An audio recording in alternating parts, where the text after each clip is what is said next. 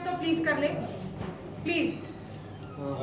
ये नोटिस ये हम तो करना चाहते हैं। कंट्री क्लब वाले डर गए हैं। कंट्री क्लब वाले डर गए। कंट्री क्लब वाले डर गए हैं। स्क्रीनिंग अभी भी हो सकती है। अभी भी हो सकती है। आप बोलिए। आप ये लोग डर गए ना, हम नहीं डरते। आइए हमारे घर में आइए, मैं आपको फिल्म चला के दिखाती हूँ। अभी चलिए, मैं आपको फिल्म दिखाती हूँ। लेकिन एज प्रॉमिस्ड फिल्म रिलीज हो चुकी है ना।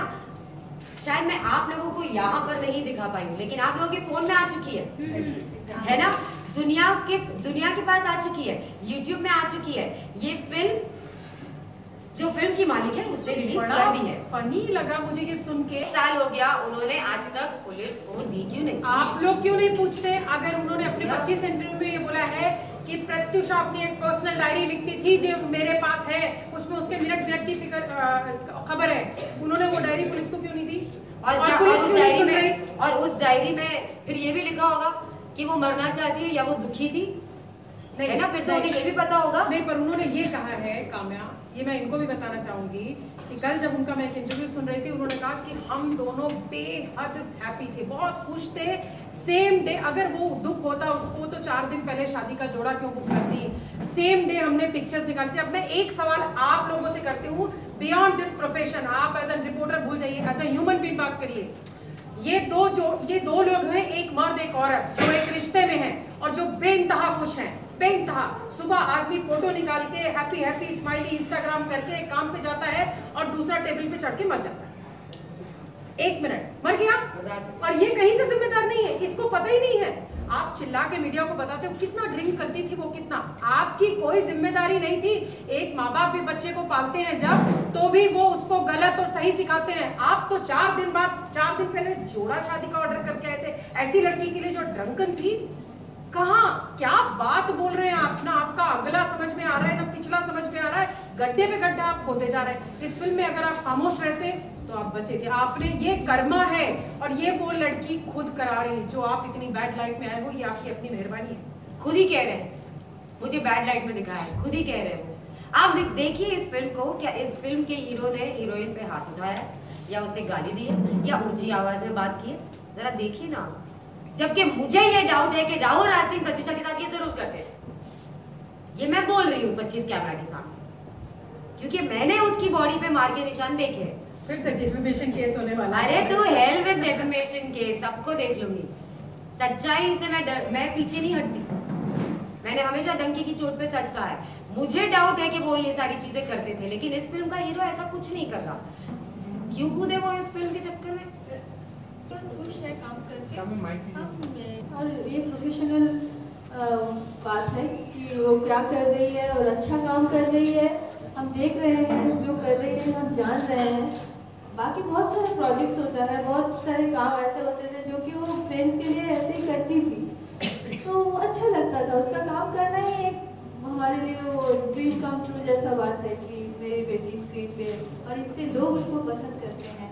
और मैं हमेशा बोलती हूँ कि हमारी बेटी तो है, लेकिन वो दुनिया की बेटी है। सारी बेटियाँ जो भी एंटरटेन करते हैं तो वो सबके घर में या सबके दिल में रहते हैं। तो इसमें इस तरह का कोई बात तो हुआ ही नहीं। और बाकी ये फिल्म आया, ये तो बहुत ही बड़ा बात है कि उसका एक्टिंग का जो पावर है वो सबको दिखेगा। यहाँ पर ये क्या हो रहा है, क्यों कर रहा है, और वो क्या है वो खुद भी जानता है।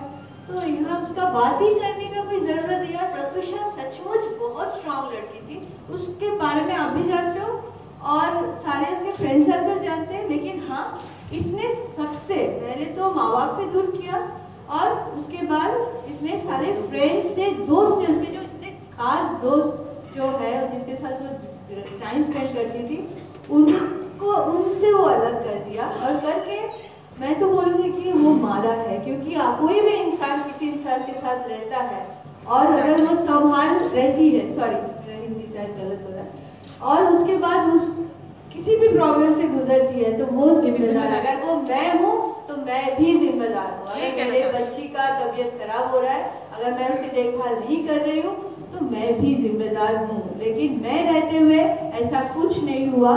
और आप उसके फ्रेंड से पूछो हमारा रिश्ता कैसा था। हम दोस्त के जैसा बात करते थे, हम माँ बाप की जैसा बात कभी ये नहीं, माँ बेटी के जैसा कन्वर्सेशन हमारा होता ही नहीं था एक लेवल पे, वो सब कुछ बताती थी। लेकिन ये जब से लाइफ में एंटर किया, झूठ बोल के शादी का झूठा वादा करके वो किया था, बाद में पता चला, बाद में बहुत सारी चीज़ हमें भी नहीं पता था, और बाद में घर में घुसते गया घुस के हमनी को निकाल दिया, कैसे हम लोगों को निकाल दिया और निकाल के उसको अकेला करके उसको खत्म कर दिया। यही है बस यही कि मेरा मानना है, हम सबका मानना है कि दुनिया में ईश्वर का कानून चलता है।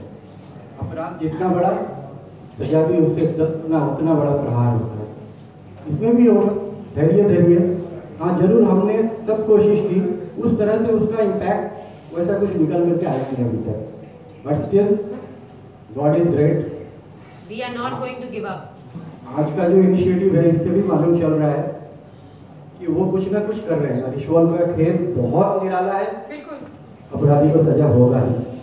और प्लीज ये एक रिक्वेस्ट है जो मैं शुरू से रिक्वेस्ट करते आ रहा हूँ, इट्स अ मर्डर। प्लीज इसको सुसाइड का नाम दे करके किसी अपराधी को भागने का मौका मत दीजिए। एक स्पाइनलेस घटिया दर्जे का क्रिमिनल आता है, अच्छा खासा एक इंसान के जिंदगी में घुस के उसका पूरा घर को, उसका पूरा फैमिली को तबाह करके, लूट करके और ऐश करता है, मजा देखता है। सो मीडिया प्लीज, आप लोग हमेशा साथ रहे हैं, लेकिन कभी कभी तकलीफ भी होती है। ग्राउंड जीरो से आप लोग जो रिपोर्ट करते हो, आपका चेहरा में दिखता है कि आप मेरी सच्चाई को देख पा रहे हो, आप भी मेरे ही जैसा सिंपैथेटिक हो, दुखी हो।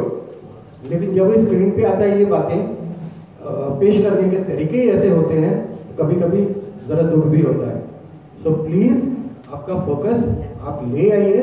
ये मर्डर है जो सबसे पहले हमारे लॉयर नीरज जी ने इस दुनिया को बताया।